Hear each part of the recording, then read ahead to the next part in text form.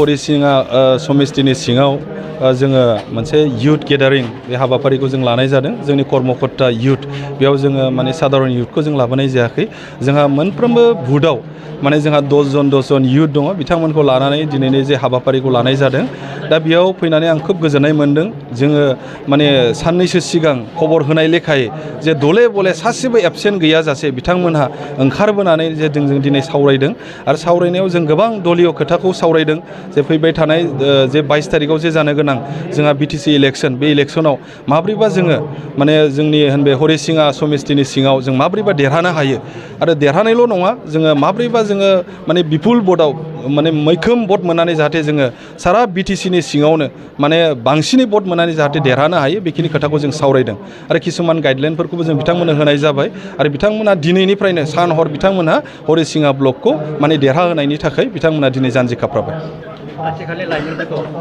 माबायदि दैदेनगिरिफोरजों थायोब्ला उनाव साबसिन जागोन होननानै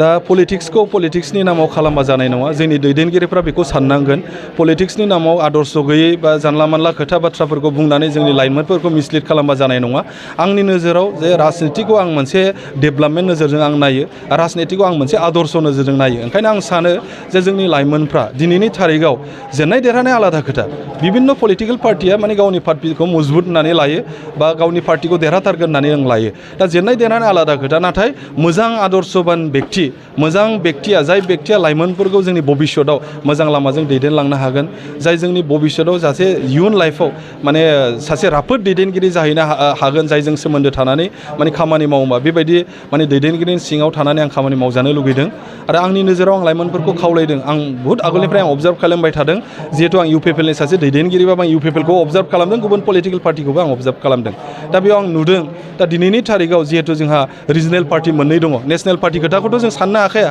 रिजनेल पार्टि जोंहा मोननै दं BPF आरो UPPL दा बे मोननैनि मादाव जोङो दैदेनगिरिखौ नायोब्ला प्रमद बर' सारा मोर बेटार ओंखायनो प्रमद बर' सारजों थाफानानै खामानि मावनांगौ होननानै आं लाइमोनफोरखौ सानो गावनि व्यक्तिगत भबिष्यत उज्जवलनि थाखाय नोंथाङा UPPLनि दैदेनगिरि हिसाबै फैबाय थानाय